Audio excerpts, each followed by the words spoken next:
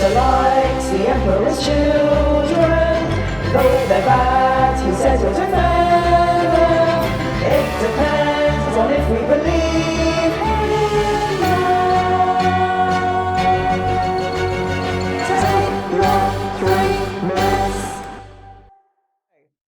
Hello everybody and welcome to my channel. I would like to introduce my friend Cripster. Hi Cripster, welcome to my channel. Hello there. How are you doing? I'm good. I'm nervous. Okay. I'm very excited to talk about the Emperor's Children.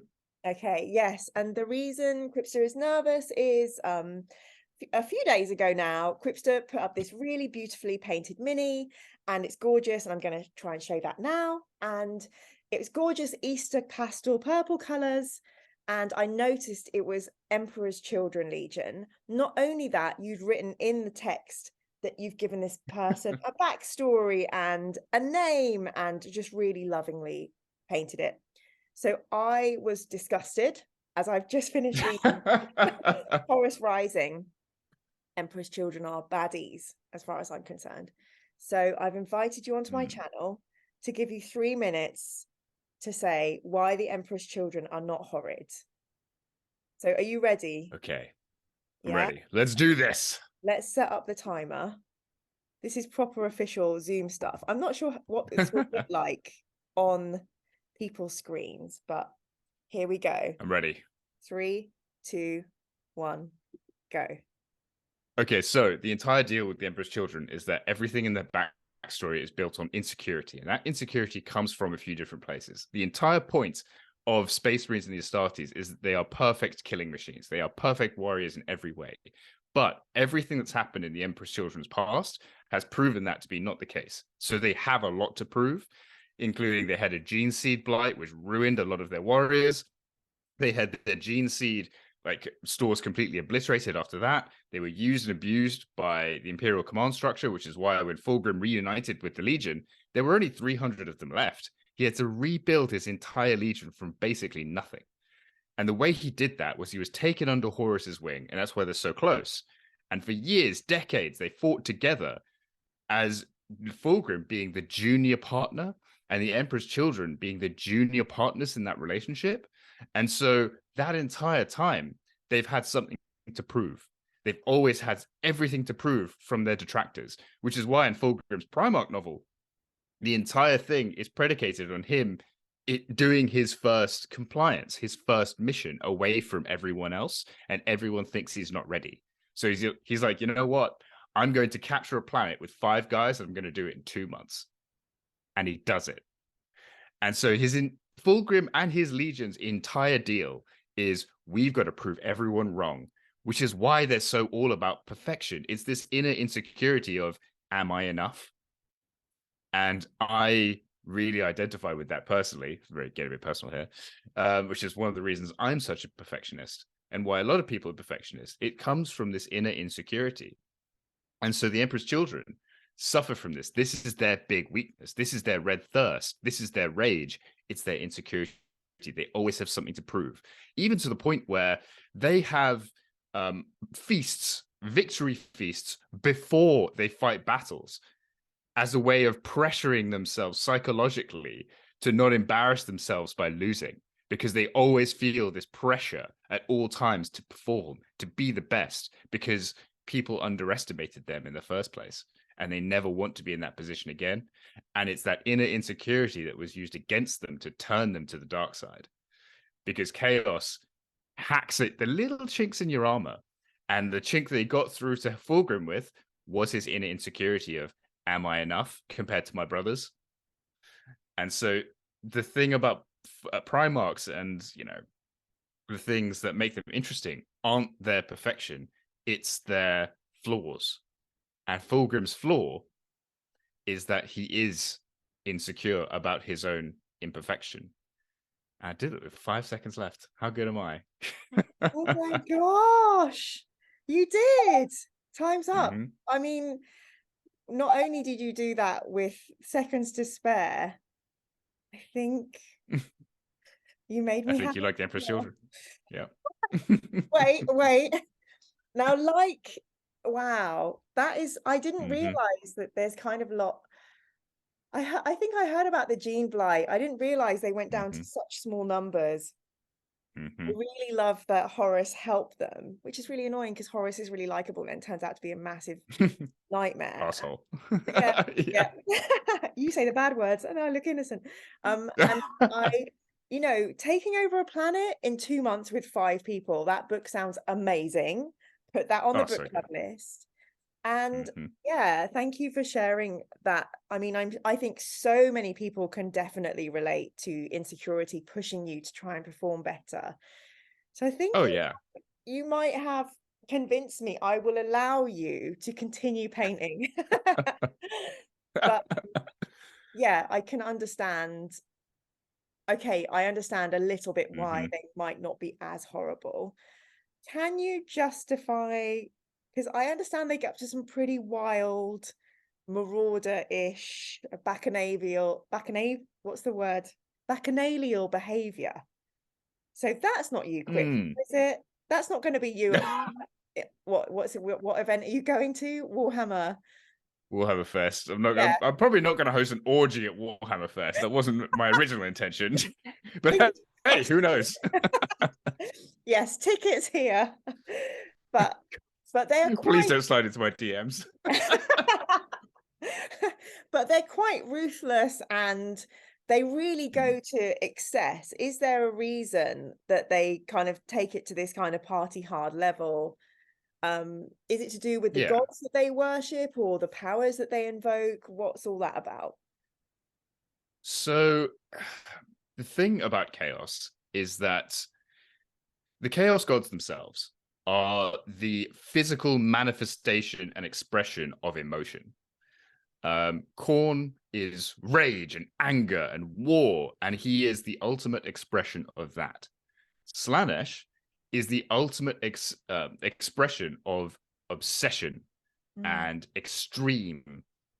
No matter what that is, Slaanesh is its ultimate expression, and Slaanesh is the one that corrupts the Emperor's children.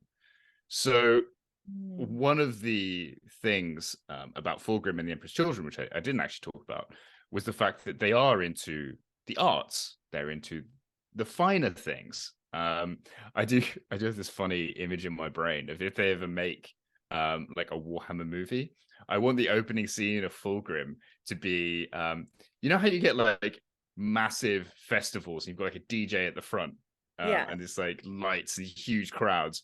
I want Fulgrim's intro to be him DJing for like an entire crowd, and he's like the best DJ that and like he's the best DJ that ever lived, because that's the most Fulgrim thing ever, just lights and sounds, and like he's being amazing and everyone's watching him and going, oh my god, you're amazing. And so one of the big reasons they like all of the arts and stuff is because that was something that was denied to Fulgrim on his planet growing up, because his planet was very harsh and kind of is a bit analogous to Earth if Earth was controlled by mega corporations who ran it into the ground.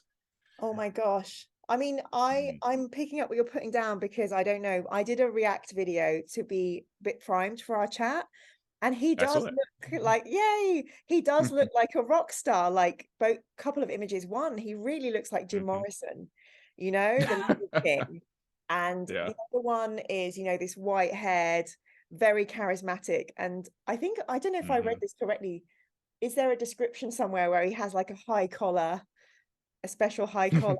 I don't know. I might be mixing up my Primarchs, but I don't think he specifically has a high collar. But his armor is exceptionally finely wrought and inlaid with gems and like cool inlays and all kinds of like arty cool stuff. But that's all on purpose, because he for a start does have this insecurity. He always wants to look his best. There's even a bit, you haven't got to this in the Heresy yet, it's not really a spoiler. Okay. There's a bit where there's some Emperor's children fighting, and they are hard pressed, backs to the wall. We are getting absolutely obliterated, and they're in a circle with a bunch of other legions. And one of the Sons of Horus kind of looks at the Emperor's children, and he's just like, "Why is their armor still shiny? Like we're covered in like dirt and grime and blood and stuff, and their armor's a lot more shiny than it should be. It's because they're polishing it between meetings." Oh my god. Okay, I mean, yeah, I'm really getting the vibe. Well, I think you have done, I think I'm really amazed you have kind of justified.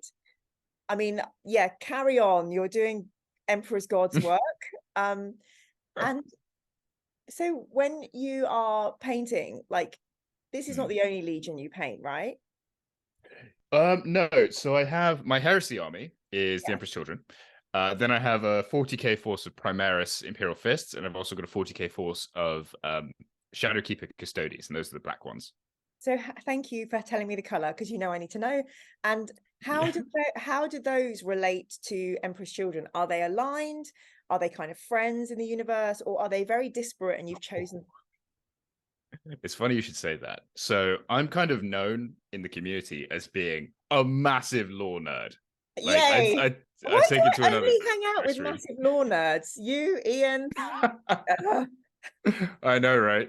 You're trying to feed off our energies. I'm never coming to a pub quiz with the two of you. He actually yes, asked me to be on his for Warhammer Fest. Oh my gosh. Okay. Everyone else at Warhammer Fest, do not bother going to that quiz. Just give your money to Ian and Quipster. But no, share with me the connection to these. I find it really interesting what my friends pick and why they want to play.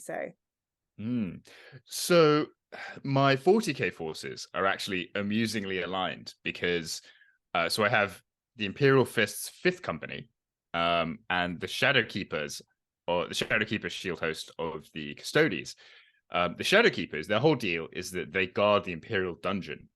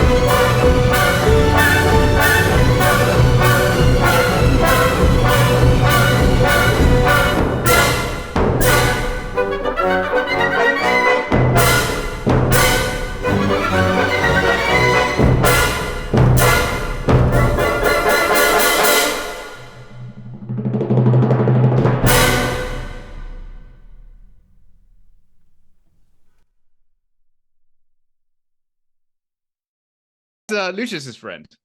Oh no, Lucius is really bad, right? Oh, Lucius is such a dick. But Foreshadowing. Okay. Oh my gosh, this is like I'm literally getting to the juicy sections. Will it be a spoiler? Should we just go? No.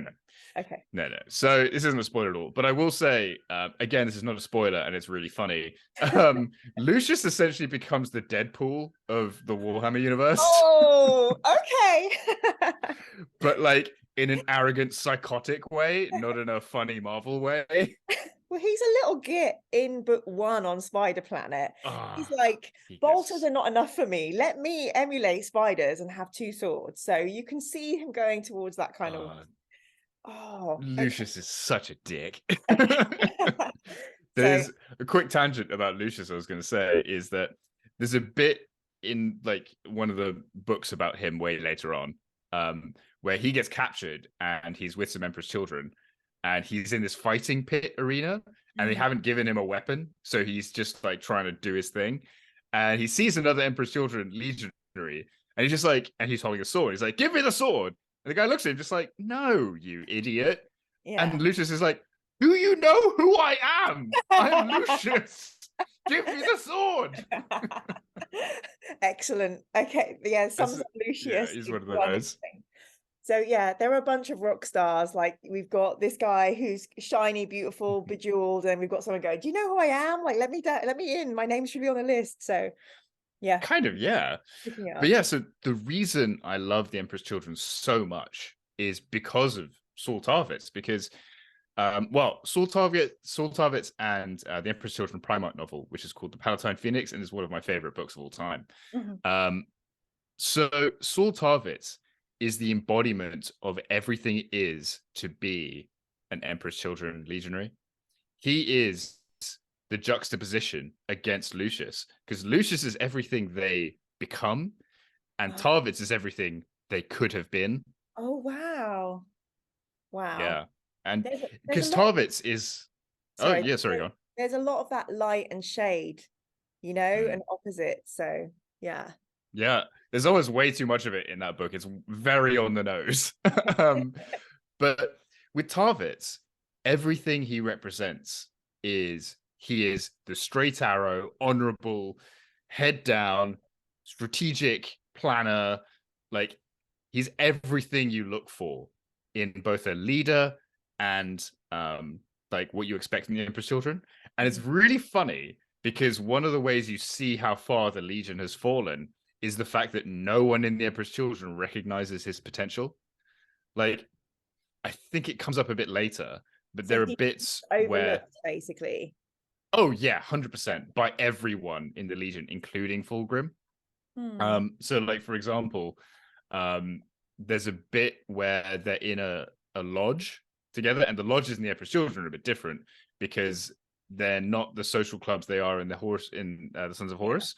It's like it's like an officers club essentially. Okay. And so yeah, they all kind of get to know each other in this officers club, and one of the sort of like Lord Commanders of the Legion looks over at the 2 new recruits, Tarvitz and Lucius, and he goes, I like this Lucius guy. He's my kind of Emperor's Children.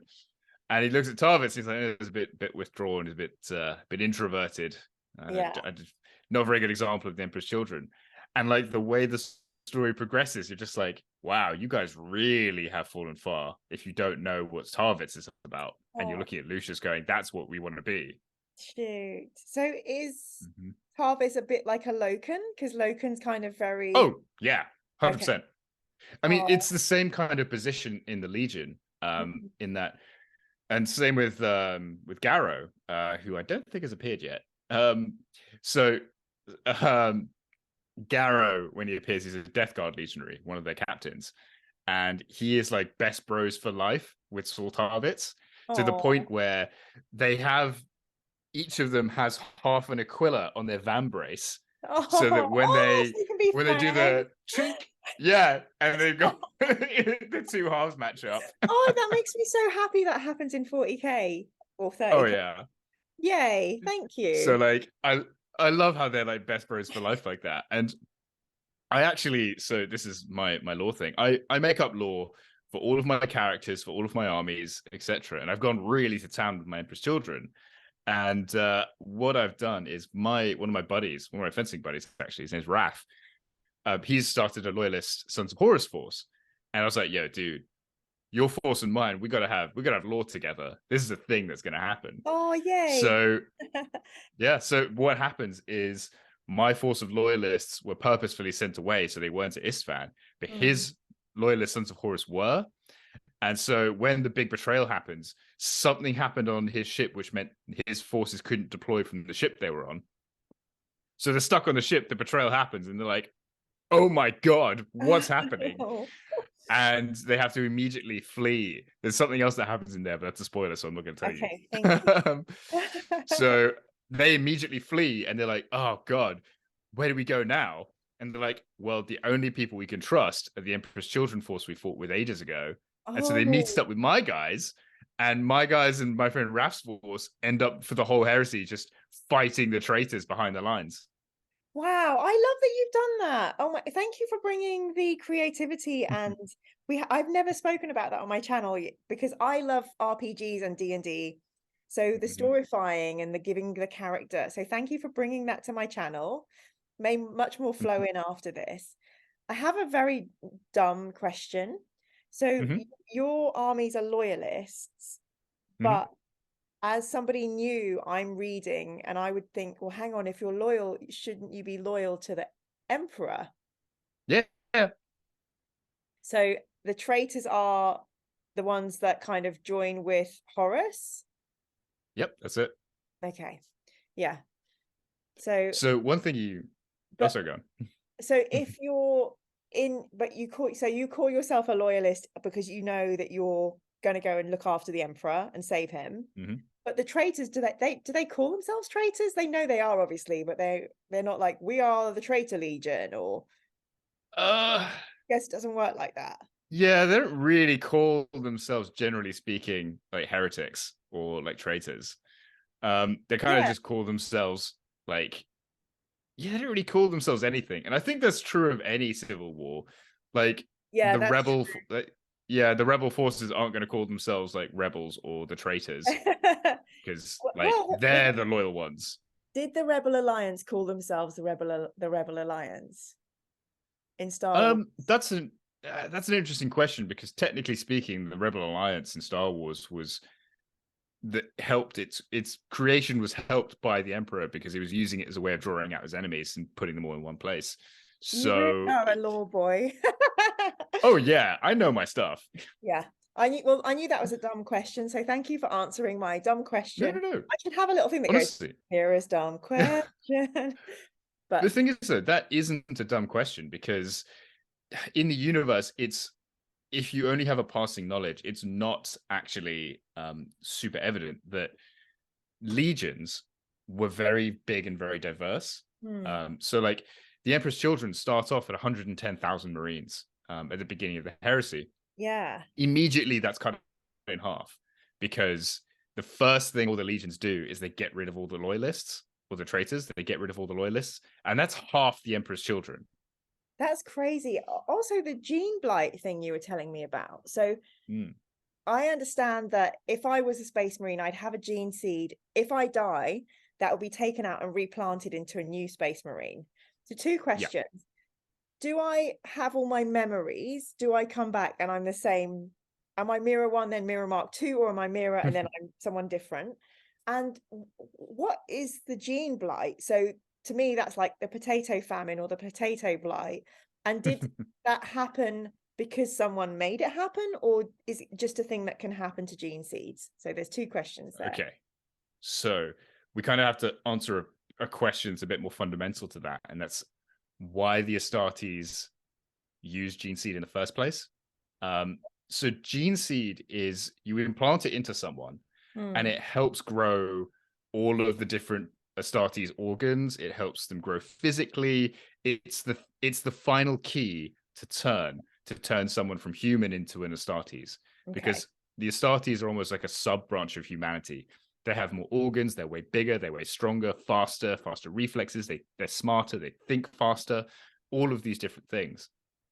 And the gene seed is the thing that turns the key and promotes all that growth and makes all kind of that. It smooths that process. And it's really important because the gene seed of each legion emphasizes different traits. So, for example, the salamanders are hard as nails. Like, their whole deal is that they are like the craftsmen of the legions, but they're also some of the hazardous environment soldiers. So you put them in places that are terrible and awful, Yeah. and they will just survive, and they will do what you need them to, and they just won't die. They're so tough. Okay. Then you have like the what are they called? The Space Wolves. The Space Wolves, their whole deal is that they are hunters. They have heightened senses, even compared to other Astartes, and that's brought out by the Geneseed. And so it's like a other kind big of DNA unlock. So if you wanted, like, yeah, to have like blue eyes or brown eyes, but this is like going to make you hard as nails and immune to nuclear waste kind of thing. kind of, yeah. I mean, it's even to the point where sometimes the Geneseed can be so strong that it changes your physical features. So that's why you get a lot of the Sons of Horus, for example. They have one of the jokes in that is that there's a sub faction within the Sons of Horus that are called Sons of Horus because they physically look like Horus. Yeah. Because the Geneseed has changed their features a bit, like little Horus Aximand. Yes. He looks a lot like Horus. Little Horus because the Aximand, Geneseed has done that. Yeah. Cool.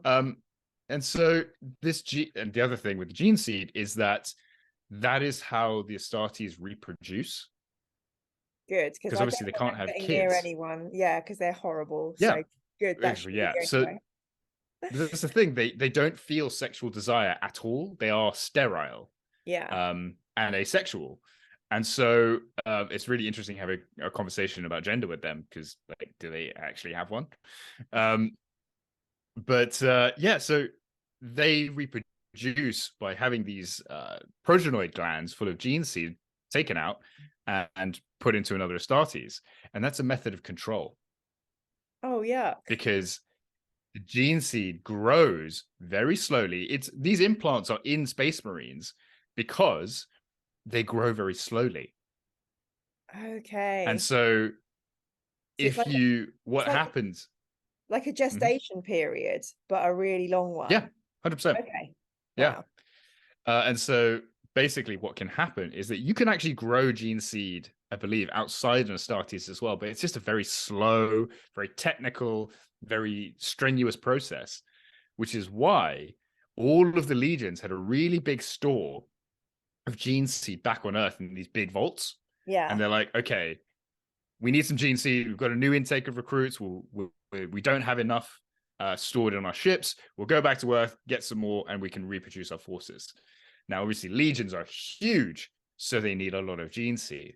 And what ended up happening was there was something called a Geneseed blight, which was basically a virus that destroyed a lot of the Geneseed stores on Earth. So it was a natural disaster. It wasn't like somebody. Oh, okay. Oh no. Was it? That's the best face ever. Okay. Yeah. Okay. So it's one of those things that never really goes into. Okay. So first there was the Geneseed blight that destroyed a lot of the stores on Earth. Then there was a blight that actually went through the Emperor's Children Geneseed. Oh no. And it caused mutations, it caused deaths, it caused all kinds of stuff. And so it was something they had, like, this is why Fabius Bile becomes so important in the Legion, because he's their chief apothecary. And by the end, he's the only apothecary left in the 300. That's so much and so pressure. he ends up being the one guy holding what's left of the Legion together before Fulgrim comes back, which is why Fulgrim has him as one of his favorites. Because he's like, you saved my Legion. Yay. Despite the fact that the spider is kind of a dick. Quipster, you managed to take us through that lore and bring us back to Fulgrim. That was amazingly well done. Thank you so much. I really, really appreciate your time with me today. And they're not going to be my favorites, but I am gonna be nice to them if I meet them in the turbo lift or the cryo chamber, wherever we come across each other. But thank you so much. Do you think I gave you a good opportunity? I didn't bully you or anything. You feel you had it? No, not at all. Good. Yay. And maybe you'll come back and we'll talk about something different another time. Of course. Anytime. Okay, yay. Quipster, please tell the internet where they can find you and what you're up to. Okay, so I have a small YouTube channel. Just type in Quips the Nerd and you'll find it on YouTube. I do most of my content at the moment on Instagram. Again, if you type in Quipster Nerd, you'll find me there. Also, I'm on a podcast called the Conclave 40K podcast, going strong. And yeah, that's where we talk about wild tangents about the hobby. Great. Thank you so much. So I will do the linky thing, and it will hopefully zoop straight over to you. So thank you so course. much for coming, Quipster, and see you next time. Quipster likes the Emperor's children. Though they're bad, he says you'll turn